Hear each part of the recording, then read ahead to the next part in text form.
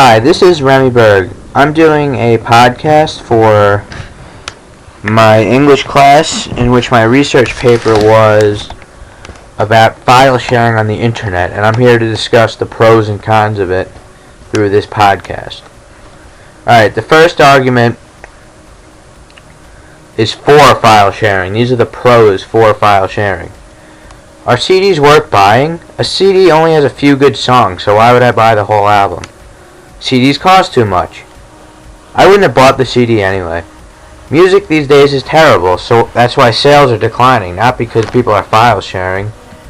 A 2006 poll found that 49% of music fans ages 18 to 34 say music is getting worse. That's just about half of the overall music fan base. P2P in general. Peer-to-peer networks have many useful applications. They shouldn't be shut down to stop music piracy. Some copyrighted media is allowed to be shared. You can use them to distribute files that don't have copyright restrictions, aka a public domain. I can only download songs I already own as a backup copy. Is copyright infringement wrong? MP3s are not a physical thing, so no actual value is lost by quote-unquote stealing a song. Intellectual property should not follow the same rules as physical property. The misused notion of intellectual property as a form of a tangible property should not be existent. Inventions then cannot in nature be a subject of property. Making intellectual property decisions by analogy to physical object property or even to older intellectual property policies is a mistake. If taping off the radio is okay, then why is trading MP3s not okay? If sharing with one friend is okay, then what's wrong with sharing with everyone? If the internet is global and the RIAA is forcing American laws on the world. Copyright laws become increasingly restrictive because of special interests.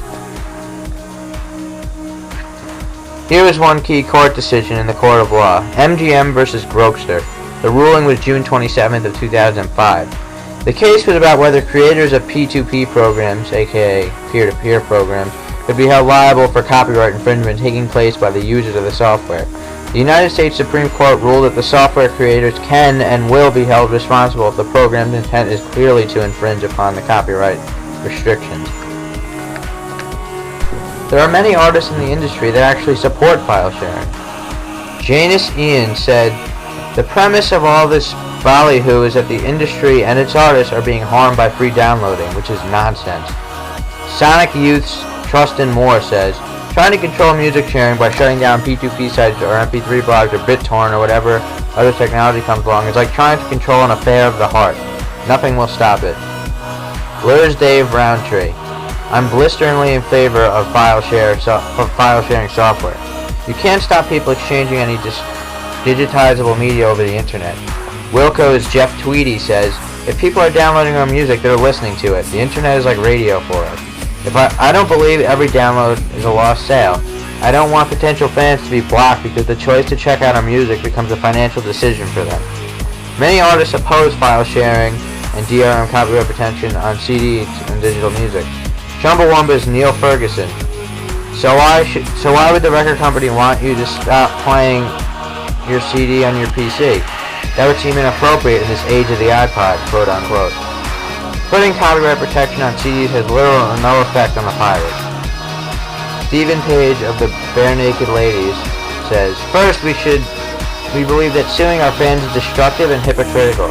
Second, we believe that the use of digital locks, frequently referred to as the technological protection measures, are risky and counterproductive." In addition, most people say that it's good for them to preview the song before they would buy it because they would, in this case, have a more likely interest in seeing the band out on concert and becoming a more avid fan of said band, whereas, as the other artist said, if it would become a financial decision for them. Now, here are some of the cons for file sharing. Are CDs worth buying? Music is worth the money, and many CDs are reasonably priced. P2P in general. If the primary purpose of P2P network is illegal trading, then shut it down. The reliability of files on a P2P network is questionable.